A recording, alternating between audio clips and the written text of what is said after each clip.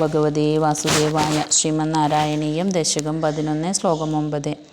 തയോർഹിരണ്യാക്ഷ മഹാസുരേന്ദ്രോ രണായതാവന്നവാപ്തവൈരീ ഭവത്പ്രിയാം ക്ഷമാം സ്വലിലേ നിമജ്യ ചചാരഗർവാദിനദൻ ഗതാവാൻ. സാരാംശം. ഹരേ കൃഷ്ണ. ആ രണ്ടു അസുരപ്രമാണിമാരിൽ, അതായത് ഹിരണ്യാക്ഷനും ഹിരണ്യകശിപുവും.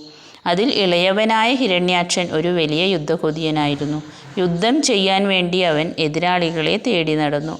ഹിരണ്യാക്ഷൻ വരുന്നുണ്ട് എന്നറിഞ്ഞാൽ എല്ലാവരും ഓടി ഒളിക്കും. ബാണാസുരനെ പോലെ ഇവൻ്റെ കൈകളും എതിരാളിയെ കിട്ടാതെ വന്നപ്പോൾ തരിച്ചിരുന്നു. അങ്ങനെ ആ അസുരപ്രമാണി, അല്ലയോ ഭഗവാനെ, അവിടുത്തെ ഇഷ്ടപത്നിയായ ഭൂമിദേവിയെ എടുത്ത് സമുദ്രത്തിൽ മുക്കിത്താഴ്ത്തി.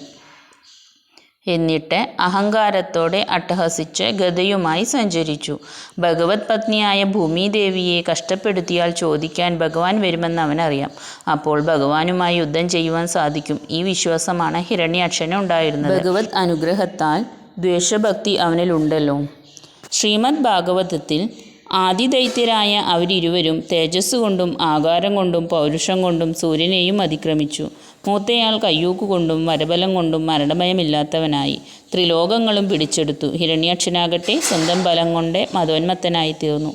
അവൻ ഗദയുമെടുത്ത് യുദ്ധം കൊതിച്ച് സ്വർഗത്തിലെത്തി. ദേവന്മാരെയൊക്കെ പേടിച്ചൊളിച്ചു.